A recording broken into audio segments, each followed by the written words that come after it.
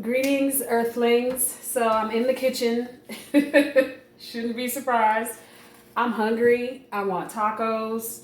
You know, being from Southern California, most people from Cali love Mexican food, and I am no exception. And so I want tacos. I decided that I'm going to show you really quickly how to use walnuts to make tacos. You can use walnuts. It's called walnut meat. And you can make whatever you would use ground beef or ground turkey for. You could use the walnut meat and make whatever. I made spaghetti the other day, and now I want to make tacos. So I just wanted to show you really quickly what to do. Basically, you need a food processor. Make sure you soak the walnuts. Make sure you soak the walnuts overnight if you can. If you forget and you don't soak them overnight, then just soak them in some boiling water. You don't have to boil them, but soak them in boiling water for about an hour, because that'll help them to get soft faster. Overnight soaking makes it even faster than that. I think so. I can go ahead and put all of that in there. Okay. So, food processor. Never did this in a blender. If you use a blender, you're going to be making nut butter. So, yep, just put it in the food processor and you're going to pulse it until it gets the consistency that you want. So, I don't want you to have to deal with that part, so I'll be right back. And how small it is completely up to you. I may have made it just a little too small, but you'll get the point. Let me see if I can. And so that is... looks like ground beef, right? Okay. And so now we're going to go to the stove and make some tacos. Hold on.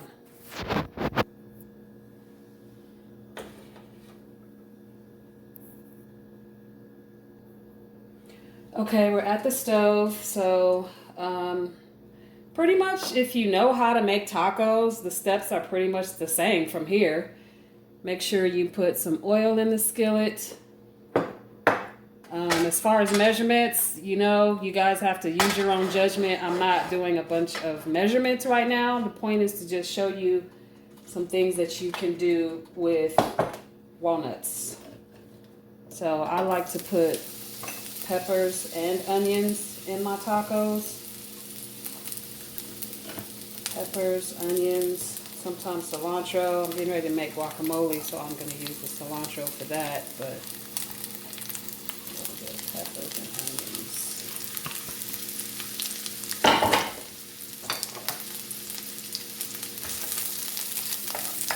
A lot of people are really concerned about if the food will taste like walnuts, not if you do the process of making sure you soak them or put them in the hot water.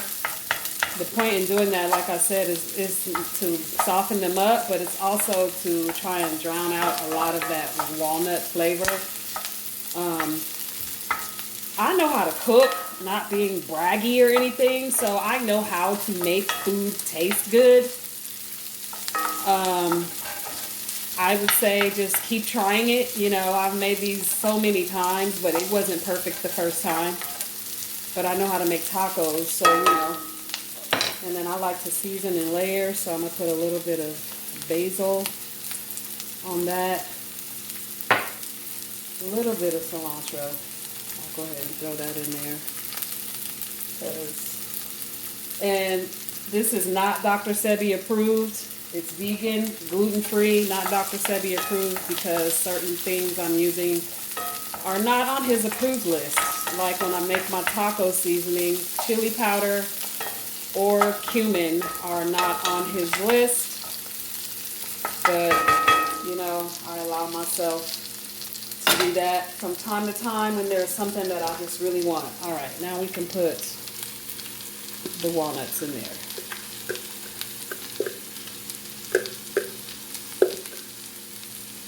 And you see how small I got mine. You don't have to ground yours as much. That was a lot of walnuts. But I love tacos, so And I know that seems like there's not a lot of room in there, but it will work out. Just got to be patient with it and let it do what it do. So from here, I'm going to add water so that can help with the softening process. And once again, the amount of water you end up putting in there is completely up to you. I'm going to pause that and let this cook down some, and then we'll go on to the next step.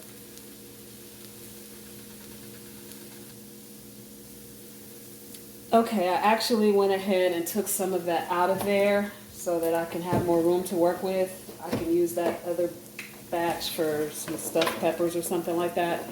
So from this point, just add water. Add water, turn it down a little bit.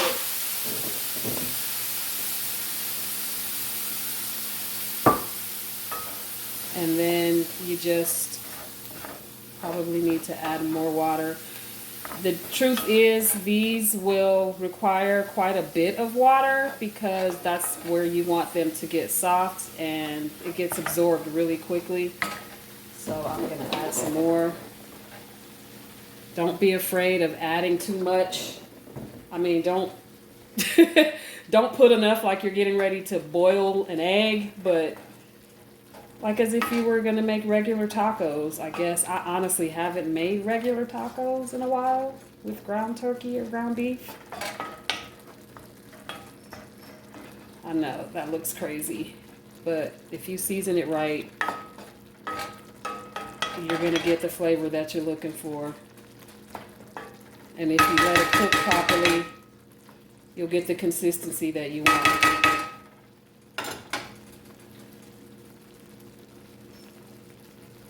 And so you just let that water cook down. And then once I let this water cook down, that's when I season it with the taco seasoning. I make my own taco seasoning. You can just trial and error playing with different recipes.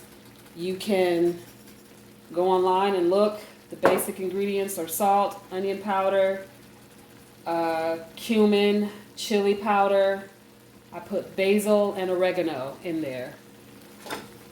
If you buy it in the pack, you have to deal with the additives, the caking agents, and the cornstarch, which is very unhealthy. Cornstarch is what makes it thick. Don't really see the point of that, but okay. I think there may be one brand on the market, one or two brands that have pretty decent ingredients. Just over the years of me trying them and looking, there are a lot of additives in those packs of taco seasoning.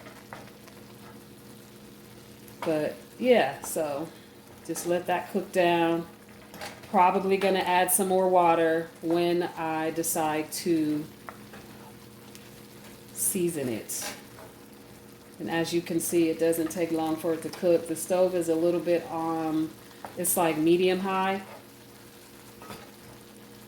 Not high because you don't want it to start sticking or going, you don't want it to burn or anything like that.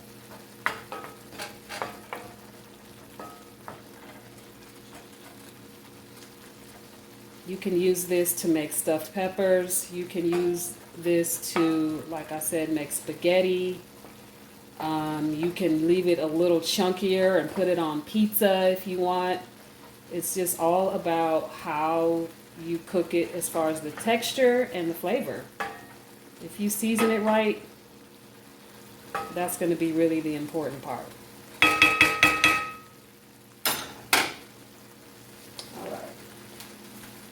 As you know, with those cast iron skillets, they don't all, well, I don't have a lid for this one, so I'm going to do it like Grandma used to do.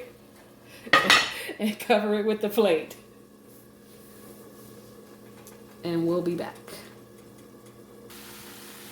Okay, as you can see, that water has pretty much evaporated, which means the walnuts are a lot softer. As you can see, the veggies are not as bright because they are getting more cooked. So at this point, I'm going to season it and then add more water. As far as the seasoning, I like a lot. So, I know, that looks like a lot. A little bit more than what would be in the pack. Mix that in. So for me, with my taco seasoning, the salt and everything is already added. The only thing I don't put in there is cayenne, because I don't always want them to be spicy. Sometimes I can just leave them unspicy and then use hot sauce if I want them to be spicy. And I am going to need some more seasoning. I eyeball it. I look at the color of the meat to know how much seasoning I'm going to use. Add a little more water. I would say start out with a half a cup of water and then just keep adding it like that in increments of half a cup.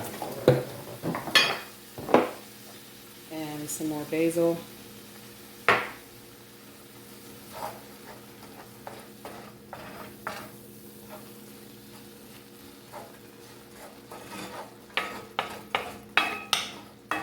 And you just let it cook. Once you get it all mixed in how you want, I'm probably going to add a little more water so that it can simmer, so everything can get the flavor. Add a little more water and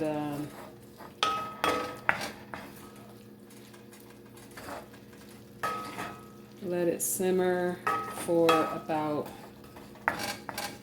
10 minutes and then try it.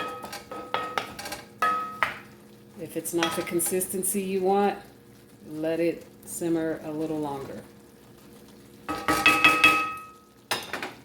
we can turn that down some, cover it up, and let it do what it do.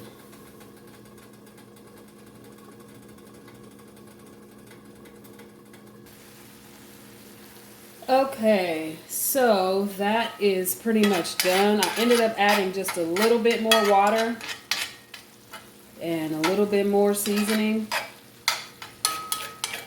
I wanted it to be exploding with taco flavor, so I added a little bit more, but I always do. I feel like those packs used to never be enough for me.